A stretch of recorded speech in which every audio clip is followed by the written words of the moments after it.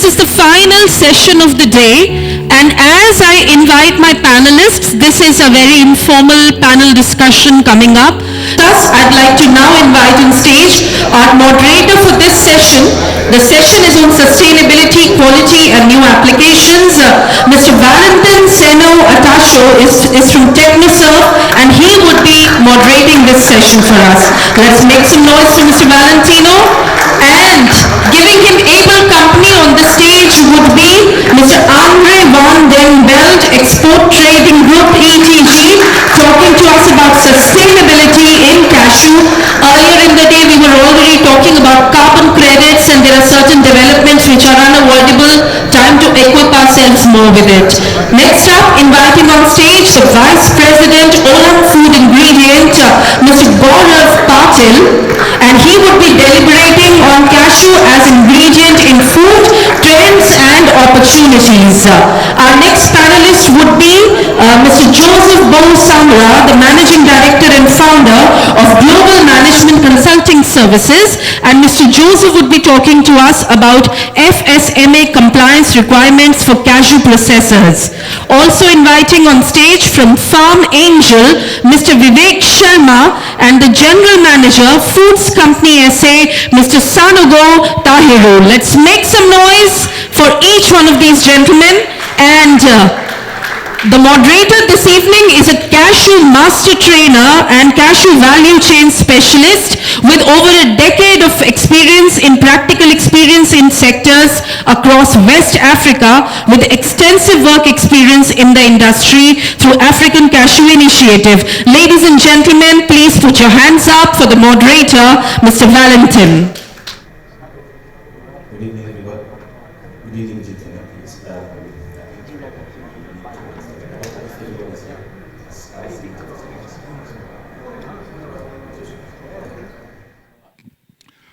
Hi, everyone. Nice talking to you today. So, we present our corporate, Foodsco SA. We are from Côte d'Ivoire, Abidjan.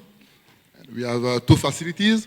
As resumed here, you can see we have a capacity of 15,000 tons ASEAN milling per year, 1,000 tons of finished products, I mean roasted, snacks, cashew butter, and so on. And 600 employees. And our roasting facility is in Abidjan, in Zone 3, Trècheville, and the milling facility is in countryside near Boaké. We are also now building a CNS plant to have 2,000 tons of CNS a year and 9,000 tons of charcoal and cakes per year. Our sales are around 7,000 for this year to go, right? So the main issue we are trying to address now, yeah, is before proceeding, we present our products. Since this is what represents us. Our products are mainly consisted of this one you can see, the cashew snacks in different forms and cashew butter. Also, we are also proceeding with other development for the protein bars and so on. It's important to know that it's a very specific activity you are having now with this finished product. Since this is to address some issues all of us are facing, mainly the fluctuation of the price on the market. Cashew milling is an activity with very low margin, high volumes to find solutions. And this morning, you remember the point raised by the agri team. They say that for 23 to go, we plan to have 1 million tons of ASEAN on hand to market with the level price we know today. All these are not very good outlooks for us. So to address this point, we have tried to develop our activity throughout the full supply chain, from the plantations, where we have a cooperative, until the dishes in the supermarket, I'd say. So our final products are there to help us mitigate these hazards. The point is that we are on the activity, we are producing mainly in Africa. We are almost 60% or more of the production, but we are not consuming the product, the final product. So this is the way we are trying to build the market so that to have a way to sell it locally before going outside. Even though till time we are having around 80% or more of our volumes of our sales going to export. Now, what to do? We are then creating the market, building the market locally. First in Ivory Coast, and then we'll go to the region, to West Africa. This is the reason why you can see all these activities. Well, okay. So you can see all these activities to save time. You can see all these activities we are having marketing activities. All these are mainly to mitigate all these problems. The milling problematic is the same. I won't come back to this. And then processing directly, all this will help us go get out of this I'll say all of these problems.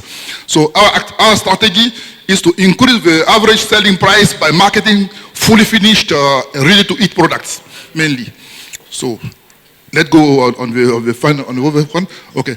The alternative complementary strategies to finish will be net done to go with the cashew apple processing and also the shells processing to finalize.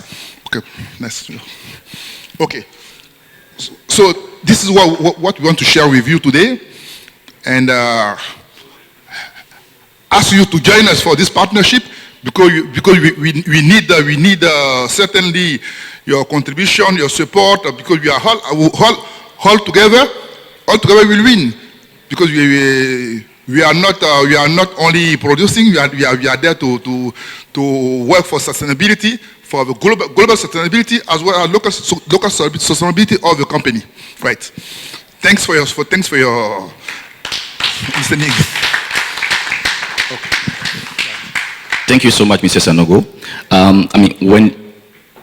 I don't think we're going to have time for more questions later, but before we move to the next person for the next presentation, there is a question I would like to ask you. It is very interesting to see that you are developing the local market for Côte d'Ivoire, for example, seeing the finished product that you are putting on the market. So the question is, do you think the local market, like development of the local market in Africa, not only in Côte d'Ivoire, but in Africa in general, is going to be a game changer?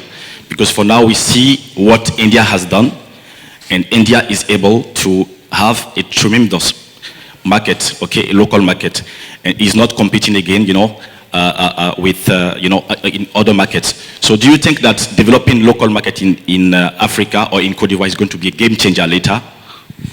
I would say you can never tell, but we need to try. We need to go with the activities to expect these results. We want it to be that way. We want it to change. We want to build this market for finished product and also for the half finished product, so that to have the same level of development Asia or anywhere else that they have achieved. Talking about the apple, for example, everybody sees that there's a lot of potential in the development of apple product, cashew apple product. Okay. Are you already into that? Yes, we are already set the first step. I mean, we are already through market studies. The business plan is ready. We were even ready to start the project now, but we have been obliged to switch to a shell milling project because this was much more urgent because of the constraint we have for environment constraint and also operational constraint for the shell and even the hazards, fire hazard linked to the shells. So we are now implementing the shell project, and I think in 2 years' time maximum we should start with the cashew apple. Okay, thank you so much, Mr. Sanogo. So you have your product here. So if anybody want to taste cashew from Côte d'Ivoire, Mr. Sanogo's product, I think you have the opportunity to taste it. Thank you so much. So the next presentation is going to be From Mr. André van den Beld, ETG. Okay, thanks. I would say everyone, although everyone has become, I think, a little less people by now. Still, sometimes it's just a few people that we need to transform an industry. So I hope that that will be you guys.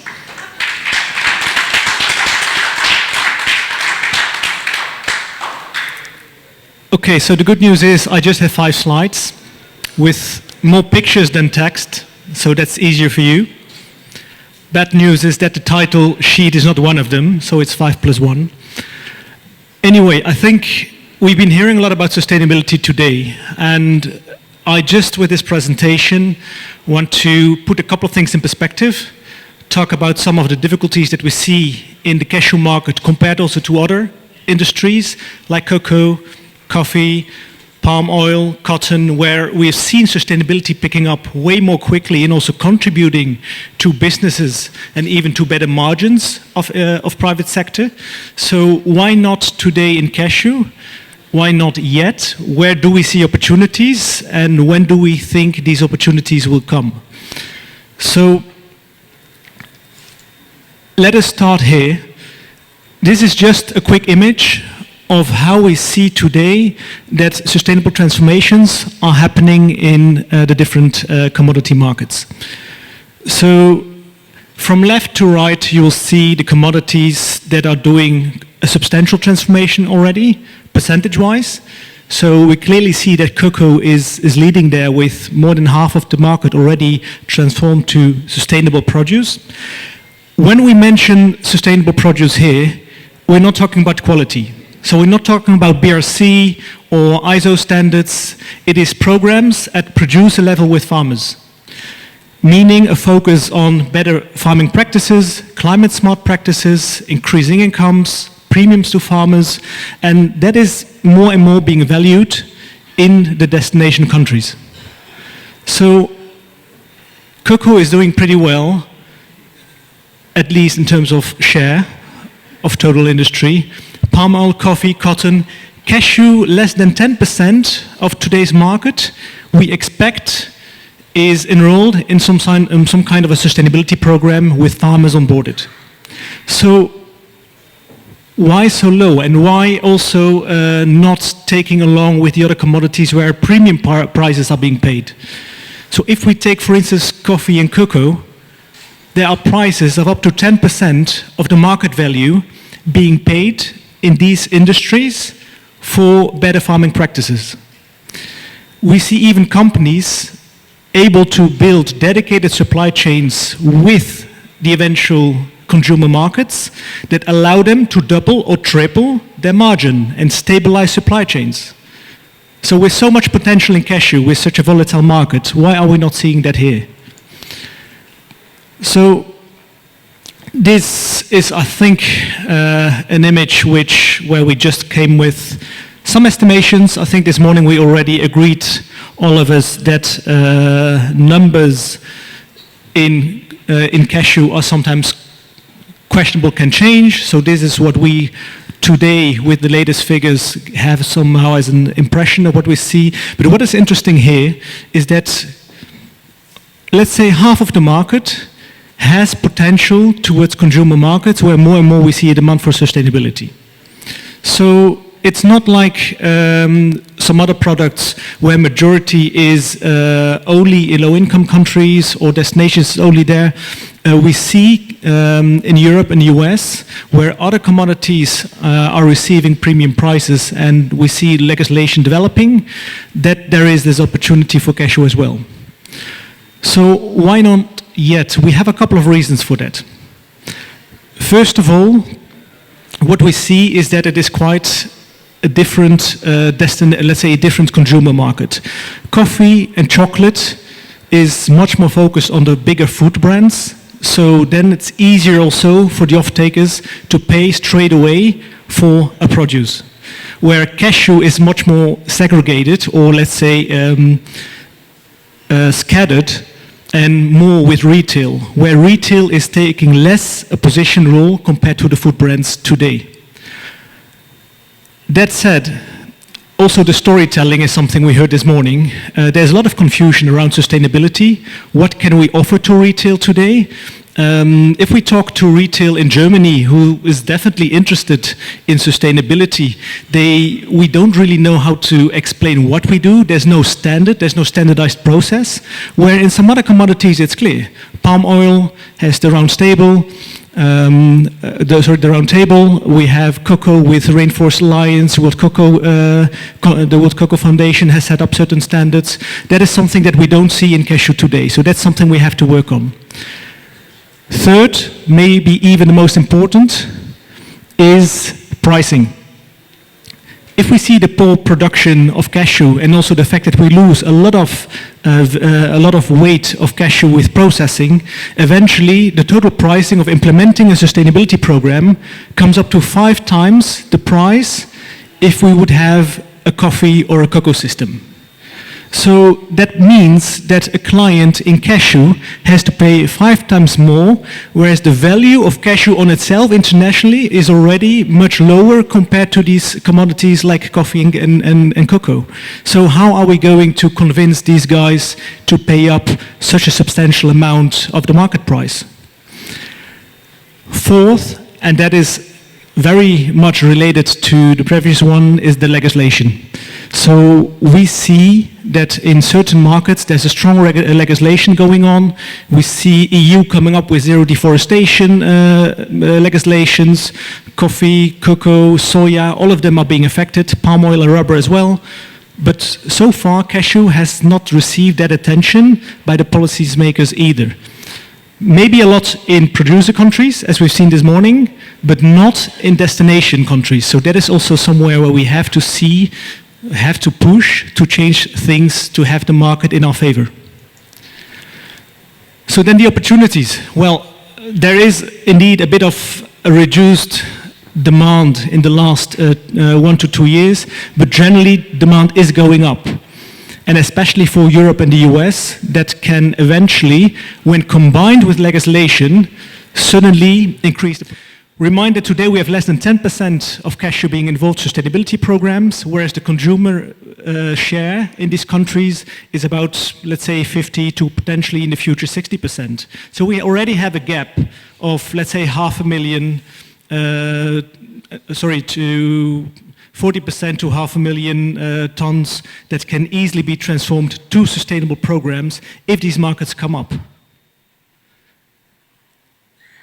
The legislation, yes, today, in the recent legislation that's being published in the EU, we don't see cashew part of it, but it is coming. There's more and more focus on woodlands, and especially with Brazil in the game and the push there, we do expect that at some point, legislation will also apply to cashew. And when that moment comes, we also want to be ready to build those supply chains and to offer something more stable and more credible, transparent to our destination markets. Last but not least, in terms of an opportunity, is definitely the carbon market. For years, there has been a lot of discussion. There has been a bit of like a second Bitcoin, right, with carbon. Everyone is talking about it, but how much can you make? How secured is it for long-term investment? Well, in the last couple of years, we've seen a steady increase in carbon price. And this week, in fact, the price in Europe for first ever passed the $100 per ton. And although this pricing is very much subject to legislation and regulations as well, it brings opportunities for a crop that, if well implemented through systems, can sequester carbon close to the potential of a secondary forest. So these developments bring new opportunities, and that is where we have to be, where we already have to start today to find solutions, do our business calculations, and see where slowly we can build pilots to scale the moment that the market is completely ready for it.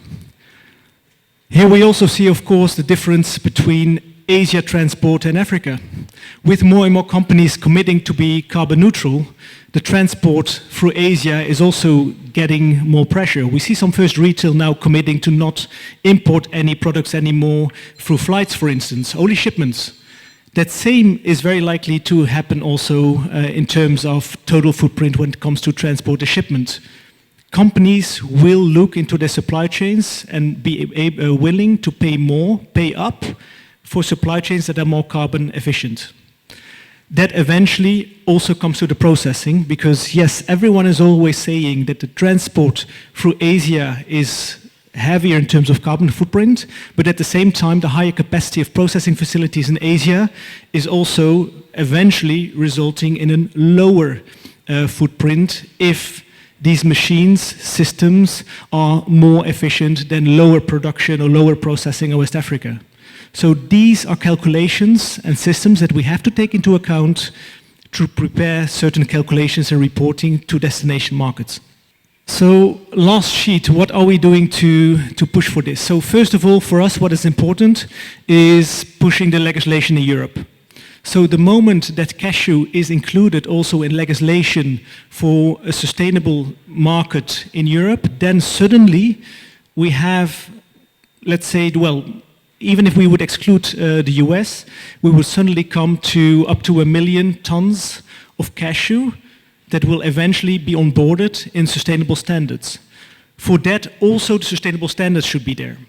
As mentioned, today it's very unclear what does it mean, what can be done, and what we have now started is working with Rainforest Alliance to develop, I can almost say, the first standardized sustainable standard for smallholder cashew farmers at producer level. So with Rainforest Alliance, we have now come to a new manual that's being developed and eventually being implemented in our supply chains, that we have something clear and a clear story to bring to the retail in Europe and convince them to pay up for a product that can bring more impact in their supply chains. So that is the first development that we consider to be important for the future and be ready also, especially when legislation starts. Because with legislation, we should be able to prove what has been done in the supply chain. So then that comes with scaling. So today we have already onboarded close to 100,000 farmers in the different programs that we run. So transforming these supply chains to something that is validated by a third party, and then at the same time ready when this legislation comes in, that is where we believe we can make some first movements and transformations at scale in the cashew industry. And last but not least, the carbon solutions. So today we have different departments within ETG who are working on calculation, how much potential we see in the different stages of the supply chain of cashew.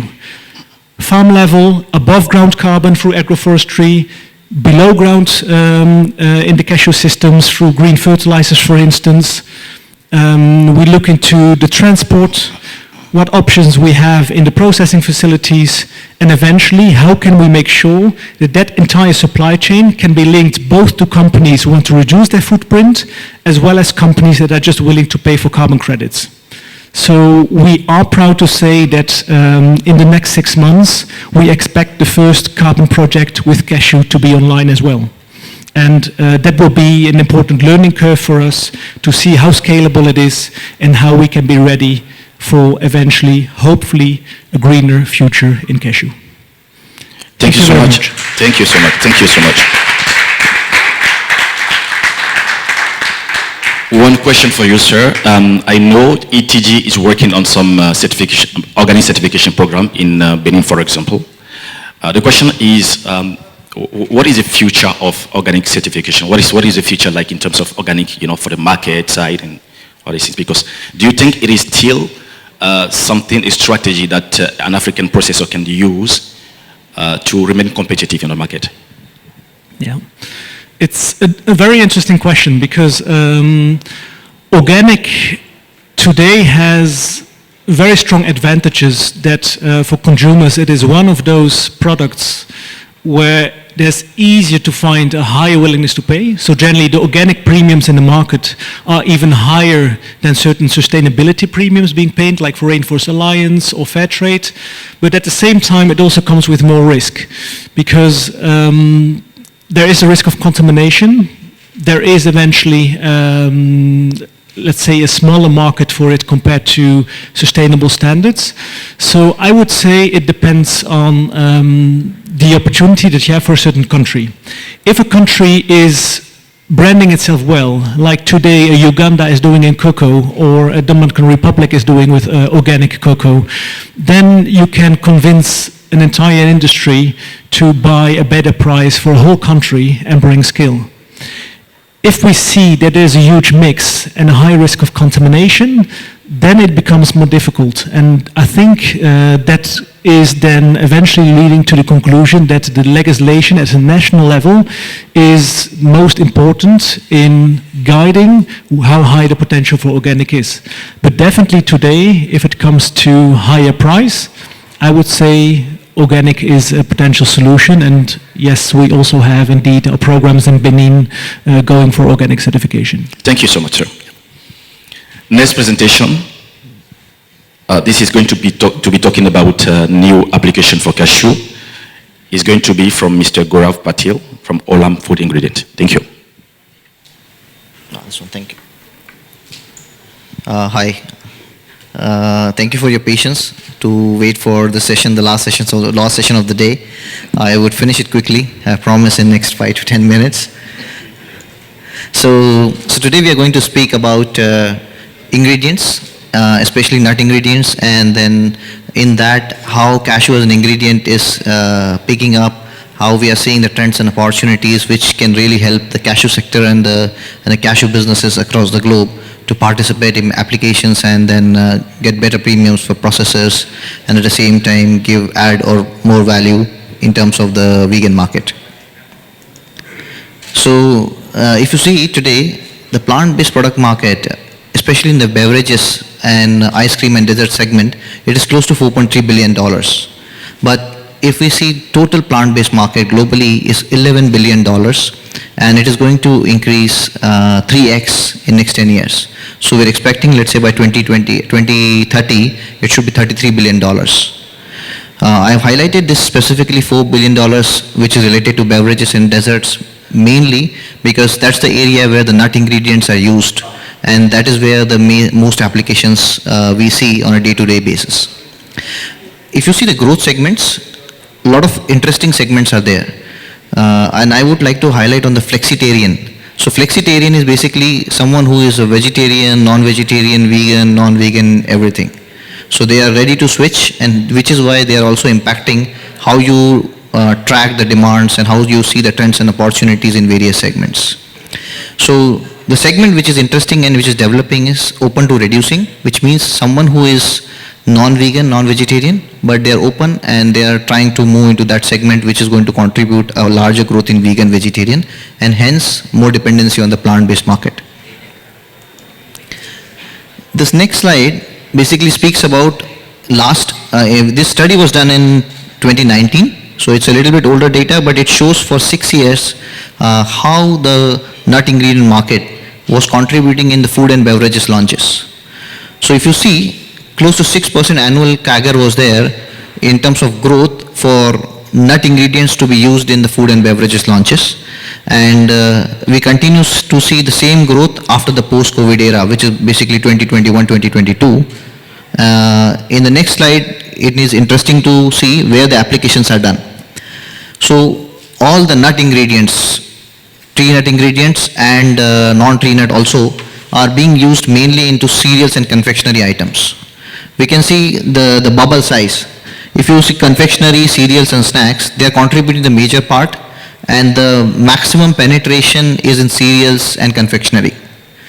So whatever the F&B or the food and beverages launches are happening in last 2 to 3 years, we see breakfast cereals are taking up larger contribution of nut ingredients, which could be almond, hazelnut, peanut, cashews, various different nuts. Now coming specifically to cashews. So why cashew nuts are popular, why we are talking about cashew nuts as ingredients, how are they going to impact the industry. So cashew, I would say, is a close second to almonds, and mainly one reason is that cashews are not well promoted. We don't have an organized industry promoting consistently on cashews. Innovations in R&D are fairly less in cashews, while in almonds there is an organized way where US continues to promote and it is promoting from last 10 to 15 years. So cashews to catch up, but in terms of the utilities, the benefits, the taste, texture, flavor, cashews are amazing. So one key part, I would not highlight each of them, I think you can go through them. One specific part is it has a healthy fat or a stable fat. So when you take an almond, you keep almonds in your house or you keep walnuts in your house, if you keep it at room temperature, in a month or 2 months, it will change the taste and flavor because of unstable fats in that, it will get rancid easier. But in cashews, you can use them into various sweets, confectionery, and it will remain stable for a longer time. Second, it is also a neutral taste nut. So all of us go and try almond latte, hazelnut latte, smoothies. So when you try any of those vegan milk combinations, you always have a strong nutty flavor in that. But if you want to go an alternative dairy, which means you need a vegan dairy option, cashew is the best option because it is smooth, creamy, and it does not have a strong nutty taste. So if you want to replace milk, I think the best milk to be replaced with natural milk is cashew milk. So I think that's the second very, very critical point. Cashew also has a very neutral profile, which is why when you have a bold, spicy flavor, you want to try either with sweet chili, chili lime, or maybe something with a spicy ginger, cashew is the best combination you should have, and that is why it is picking up significantly in Asia. So these are some cashew ingredient products. Some of them you might know, you might be seeing on a daily basis, but some of them are very, very new. And this is where the segment is picking up. So cashew milk, all of you know that you basically grind cashews, you make paste, mix the water, and you make cashew milk. Cashew cheese is something which is picking up in last 4 years. Asia Pacific and Europe is in a segment where the generation, that Gen Z, the baby boomers, the millennials, everyone is trying to move into vegan products, and hence cashew cheese is picking up very well. Cashew butter is the most common ingredient for making cashew milk, cashew yogurt. The new, I think apart from cashew cheese, which I have seen the new, the area where most of the, FMCG companies are looking for is the cashew mayonnaise. So this is a vegan mayonnaise where you use cashew milk, you use vegetable fat, blend it and then make a mayonnaise. And it tastes exactly same like your traditional mayonnaise, which is having egg in it. These are some more new innovation products which we see. Cashew bar, nut bars you keep eating. The next one which is very popular in US nowadays is the cashew yogurt. It's like a drinkable yogurt, probiotic yogurt. It contains only cashews, stabilizer and water. But it tastes amazing. Second thing which I can see it is picking up well as post-COVID health and immunity is picking up. We see cashew protein powder. So it does not have anything added. Basically a cashew butter or a cashew, we compress it, try to take out the fat out of it, hence the basic protein content in cashew increases. So that's the protein powder. The remaining is a cultured cashew beverage or a cashew cracker. These we have seen. See, cashew crackers have been into India in different blends for last 10 years. Just that we have not realized ever. In this, the next interesting part is cashew dips and cashew creamer. Cashew creamer I just spoke to you about like 5 minutes back in terms of it can be used in alternative dairy. So when you travel in flights, you go to restaurants, you want to have a non-dairy creamer. Currently not many options are there. And if you don't want a soya or a oat creamer, cashew creamer is the best option today. Cashew dips is basically you use nachos and similar kind of food with the dips. Cashew dips are picking up well. The cashew sauces is basically a sample is a pesto sauce. This is very popular from last 10 years. In Italy, in Europe, I think every pesto sauce in Asia Pacific is being made through cashews. So this is the opportunity space which we should see. In this, one is more attention, more awareness to the immunity, that we want to eat more healthy food going forward. Second would be that more consumers, which is basically the new gen consumers, are looking for plant-based products. So any nut, including cashew, can go for the plant-based claims. And second is it is able to get along in terms of different side of flavors. So whatever almond or hazelnut would not be able to do, which are very close common with cashews, then I think cashews can pick it up. This is the summary of what we discussed in the presentation. Mainly what we are looking is more focused on protein, and most of the consumers are trying to move away from a soya protein or a oats protein, lentils also. And with a study done in Europe, cashew protein is the most favorable or preferable protein from all the consumers on a survey. Second, whenever we want to move from a non-dairy milk or alternative dairy, then all the consumers are looking for a premium option, but at the same time having a taste very similar in terms of the fat profile, flavor, texture as a standard dairy. Thank you, Mr. Patil. One question for you, please.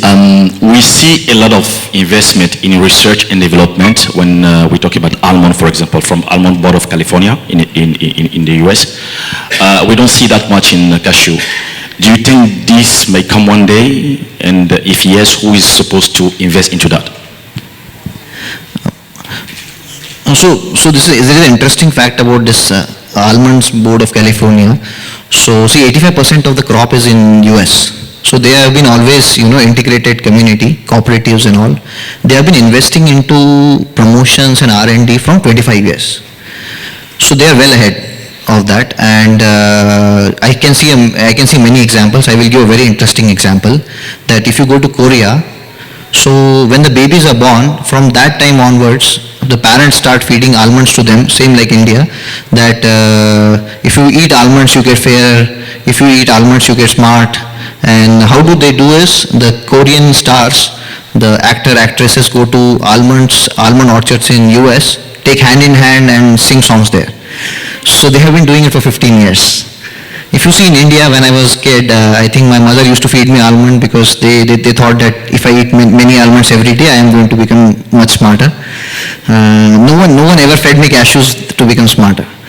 So this is very integrated effort from Almond Boards of California for so long, and they was investing billions of dollars on that. How cashew can come in? I think conferences or the organizations like WCC or similar global councils have to be formed, and then we have to put an integrated effort in terms of investing in promoting. R&D and innovation is anyways happening. We have been doing, I think Vietnam is doing, India is doing, US is doing, Australia, everyone is doing the innovation. Promotion is what we need, and for promotion you need money, and if you need money you have to come together to invest, take a part of your share, invest into that. So if you see Olam or OFI wants to do it, alone you cannot do, or ETG wants to do, or let's say Intersnack wants to do, or similar many companies want to do, I think one company cannot do that. So a part of our earnings, a part of our realizations has to be part of, and we have to invest into that. Okay. Personally, I think this is, very good food for thought for CICC. Maybe, GIZ and Co. I don't know. Last presentation, this is going to be online. It's going to be talking about quality and certification in cashew. And this is going to be from Mr. Joseph Bou Samra. Thank you. Also to identify as a preventive control measure that were used to be controlled under prerequisite program. So the FESMA is not related to farm or retail food establishment, it's only related to the industry. Description is very important to identify as well the intended use of the product. Since if the product is ready to eat, then we need to do pasteurization or sterilization for the product. However, if it is ready to be processed by different factory, then you don't need to have that process in place. And then you need to have a flow diagram, and then for each step in the flow diagram, you need to have hazard analysis by identifying likelihood and severity of each hazard, and the one considered at risk you need to consider as preventive control. And for each type of preventive control, you need to identify what is the critical limit, how you're going to monitor, what is the corrective action in case of deviation, and how you need to do verification. So for that reason, you need to have the FESMA. But however, FESMA only is not enough for you to export, even if you are exporting to the state. So FESMA is a law that you need to meet that law in order to meet the expectation. However, there is a retailer and your client requirements that you need to take into consideration. So, for example, if you need to sell to those big retailers, most probably they're gonna ask for additional certification, such as BRC or SQF. So, for that reason, we cannot say I did the hazard analysis and I'm okay. No, you need to make sure what is your client requirement. FESMA is a law that you need to abide by it in order for you to export to the state, and then you need to see what are your retailer or your client required from you in addition to the FESMA. So the advantage for BRC Global Standard, they have the addendum for FESMA. So once you apply the BRC requirement, you can ask the certification body for FESMA addendum. In that case, at the same time, during the BRC audit, you're gonna have the FESMA addendum, and in that case, you can be certified as BRC and have the addendum for FESMA, and this will reduce your audit. However, not only quality or food safety certification is required in the industry, there is many other certifications that you need to have. So based on what you determine what kind of certification you need to implement, it is related to your customer. Condition for you to export